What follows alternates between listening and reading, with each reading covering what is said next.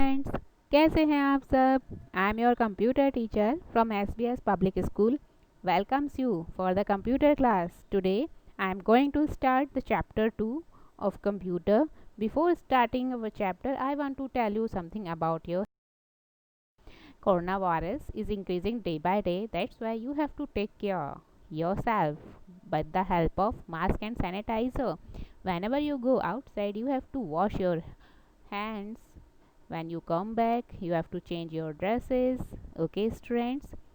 Now is types of software. Okay, friends, take your books and pencil in your hands. We are going to start. First, I'm just telling about the revision. आपने last time जो भी इस chapter में पढ़ा है, मैं just उसका एक हल्का सा रिवीजन आपको दूंगी. फिर हम हमारे नेक्स्ट चैप्टर जो रिमेनिंग है उसे कंटिन्यू करेंगे. Software. A software is a collection of programs that is stored and run on the computer hardware and helps the users to work on the computer. Software आपका क्या होता है? बहुत सारे प्रोग्राम का एक कलेक्शन होता है जो आपके कंप्यूटर में सेव रहता है. ठीक है, जब भी हम कंप्यूटर पे वर्क करते हैं तो वो सभी सॉफ्टवेयर हमें वर्क करने में हेल्प करते हैं. Types of software. There are so many types of software. You can see here there are two software: system software and application software. System software, again, it is having three parts: operating system, language processor, utility software. Application software having two parts: general purpose application software, specific purpose application software. Software के आपके दो types होते हैं: system software and application software. System software के again three types होते हैं: operating software, language processor, utility software. ऐसे ही application के भी दो होते हैं: general purpose application software, specific function specific purpose application software. Okay, now you can see here. First we are going to discuss system software. You can see in the figure. सबसे पहले हम system software को study करेंगे. नीचे दो आपके diagrams figures आपको नज़र आ रहे हैं. ये सभी आपके सिस्टम सॉफ्टवेयर के एग्जाम्पल होते हैं. Okay students, now next system software. System software is defined as a collection of programs that controls the overall operations and internal working of a computer. System software आपके program का एक collection होता है जो आपके system का या फिर कंप्यूटर का जितने भी इंटरनल फंक्शंस होते हैं वो आपके वो कंट्रोल करते हैं. सिस्टम की जितने भी फंक्शंस हों वो आपके सिस्टम सॉफ्टवेयर कंट्रोल करते हैं. Next, operating system. It is needed to operate a computer. Operating system किसी भी कंप्यूटर पे वर्क करने के लिए उसे चलाने के लिए बहुत ही इम्पोर्टेंट होता है. It controls overall activity of the computer. Operating system आपके कंप्यूटर की जितनी भी एक्टिविटी होती हैं उन सभी पे ये कंट्रोल रखता है. It act as an interface between the user and hardware. आप यूज़र और हार्डवेयर, कंप्यूटर आपका एक सिस्टम होता है, हार्डवेयर पार्ट होता है, आप उससे कैसे इंटरेक्ट करते हो या यूज़र उससे कैसे इंटरेक्ट करता है, ये सारे फंक्शंस आपका ऑपरेटिंग सिस्टम ही देखता है. Okay, now next is function of operating system. First, device management, memory management, software management, processor management, file management and security. Device, आप सभी जानते हैं डिवाइस जो आपकी मशीनरी आपको नज़र आती है उसमें आपके जितने भी इनपुट और आउटपुट डिवाइसेस लगे रहते हैं उन्हें कंट्रोल करने का काम आपका ऑपरेटिंग सिस्टम का होता है. फिर आपका मेमोरी मैनेजमेंट. मेमोरी मीन्स आप बहुत सारी चीज़ें उस पर बनाते हैं, जैसे आपने पेंट में कुछ बनाया या फिर वर्ड में आपने कुछ टाइप किया या फिर आपने कुछ लिस्ट आपने कुछ बनाई, तो वो आपके कहाँ पे जाके किस तरीके से सेव होनी है, ये सभी आपके मेमोरी मैनेजमेंट में आता है. Software management. सॉफ्टवेयर मैनेजमेंट आपने जितने भी आप जो भी फंक्शन करना चाहते हैं उसके लिए आपको किस सॉफ्टवेयर की रिक्वायरमेंट है वो सॉफ्टवेयर मैनेजमेंट आपका ऑपरेटिंग सिस्टम देखता है. फिर आपका आता है फाइल मैनेजमेंट. फाइल मैनेजमेंट आपका जितनी भी फाइल्स आपने बनाई हैं या ट्रांसफ़र की हैं, कॉपी की हैं या डिलीट की हैं, उन सभी का मैनेजमेंट आपका फाइल मैनेजमेंट के पास में होता है. फिर आपका security. It provide security bye means of password. आपको कुछ भी चीज़ें अपनी सेव करनी है, आप चाहते हैं कि आपके अलावा कोई और उन्हें ना देखे, तो आप उसमें पासवर्ड भी डाल सकते हैं। तो ये पासवर्ड आपका सिक्योरिटी में आता है। Okay, move to the next. These are the examples of the operating systems. You can see Windows. I think you are very familiar with the Windows. Windows तो सभी ने देखा है, आपकी कंप्यूटर लैब में भी ये आपका होता है, घरों में भी यदि आपके सिस्टम्स है तो सबसे पहले आपका यही लोगो जो आपको दिख रहे हैं विंडोज़ जिस पर लिखा हुआ है वही आपको नज़र आएंगे। सबसे लास्ट वाले यदि आप देखें तो वह एंड्रॉयड, जो आपके मोबाइल्स फ़ोन होते हैं उन सभी पे आपका ये एंड्रॉयड ही होता है। These are the utility programs. Utility programs, okay.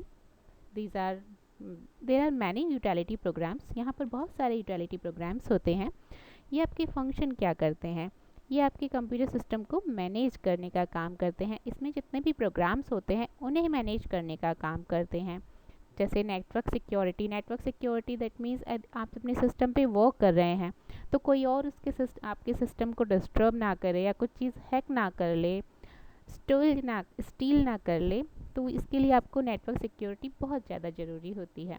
तो ये नेटवर्क पे के लिए आपको यहाँ पर यूटिलिटी प्रोग्राम आपका नेटवर्क यूटिलिटी अवेलेबल होता है। फिर आपका आता है फाइल मैनेजर। फाइल मैनेजर आपके बहुत सारे जितने भी आप यहाँ पे ऑपरेशंस करते हैं किसी भी फाइल पर, आप जैसे कुछ टाइप कर रहे हैं फिर आपको उसे व्यू करना है, कुछ एडिट करना है या फिर उसी डेटा को कॉपी करना है या डिलीट करना है, तो ये सभी फंक्शंस आपके कहाँ पर होंगे, फाइल मैनेजर की हेल्प से होंगे। फिर आपका डिस्क मैनेजमेंट। डिस्क मैनेजमेंट आपका क्या फंक्शन करता है, ये आपको एक पावर देता है, एनेबल करता है यूज़र्स को कि आप अपने जो भी प्रोग्राम्स आपने इंस्टॉल किए हैं, जितने भी सॉफ्टवेयर या प्रोग्राम आपने अपने कंप्यूटर में डाले हैं उन्हें डिस्प्ले कर देता है। आपको दिखा देगा कि कितने प्रोग्राम आपने कहाँ पर, कौन सी ड्राइव में, कौन से पार्टीशन में कंप्यूटर में डाल करके रखे हुए हैं। फिर आपका आता है स्कैनिंग। स्कैनिंग आपका क्या होता है, ये आपके कंप्यूटर सिस्टम, ड्राइव्स और फाइल्स जितने भी आपके सिस्टम में चीज़ें बनी हुई होती हैं उन सभी में वायरस या मैलवेयर्स अटैक्स को चेक करता है, उनको स्कैन करता है, रिमूव करने का फंक्शन करता है। Okay, now next is backup.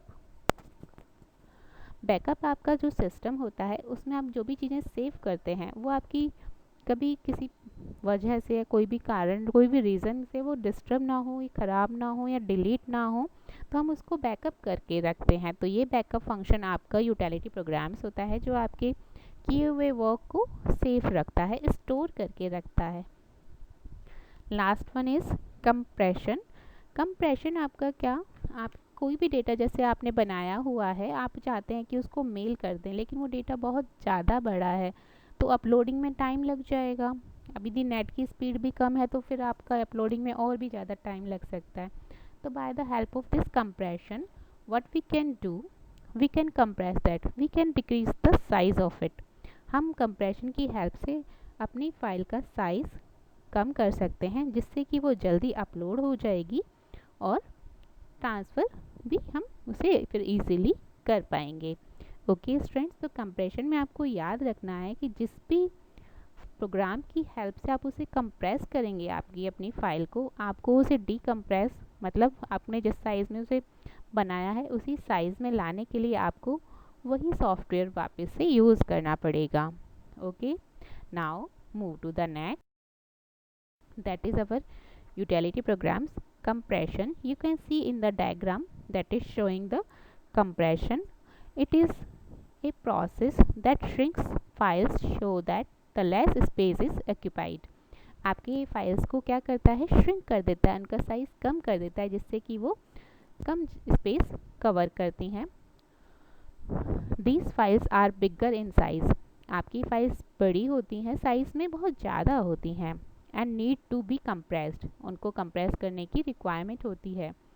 While sending as an email attachment, जब भी आपको ईमेल करना हो तो हमें थोड़ा सा उन्हें कंप्रेस करने की रिक्वायरमेंट रहती है। These files cannot be read directly and must be decompressed to their actual from the before use. आपने जो भी फाइल आपने इसको कंप्रेस किया है तो आप उन्हें कंप्रेस करने के बाद डायरेक्टली रीड नहीं कर सकते, आपको उन्हें डीकम्प्रेस करना पड़ेगा जिससे कि वो अपने नॉर्मल साइज में आ जाएं, फिर आप उन्हें रीड कर सकते हैं। These are the some examples for the compression. You can see WinZip, PKZip and 7zip. Now next, your language processor. Language processor. What is the use of language processor? You can see here computer programs are written in programming language. हम सभी जानते हैं कि computer के जो programmes होते हैं वो अपनी एक पर्टिकुलर लैंग्वेज में लिखे जाते हैं।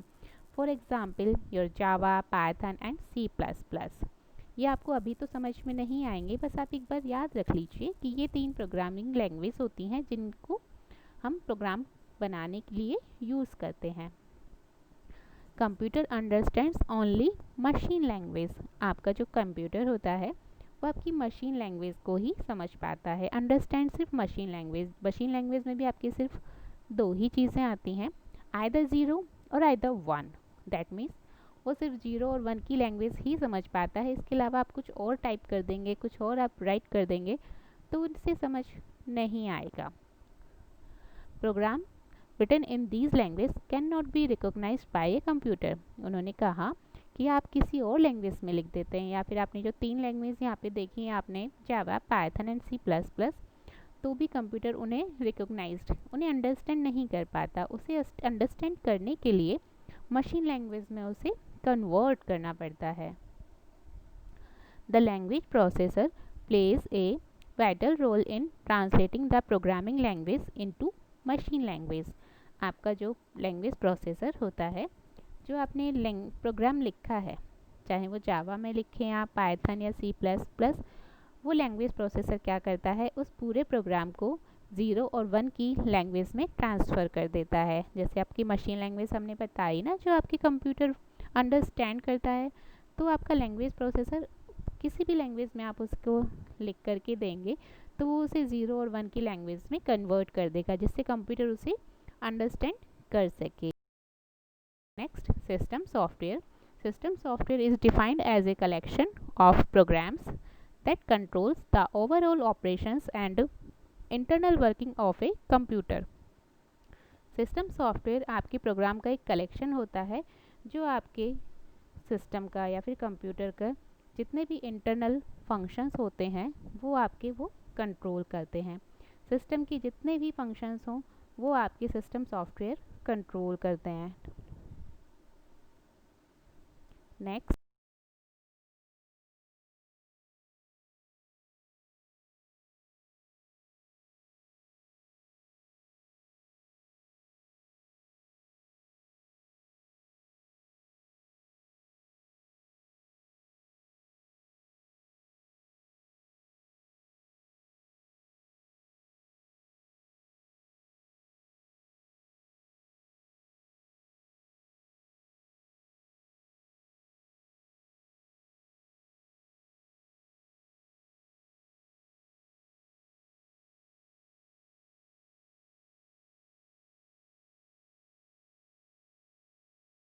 लैंग्वेज प्रोसेसर आपका जो दूसरा होता है दैट इज़ योर कंपाइलर।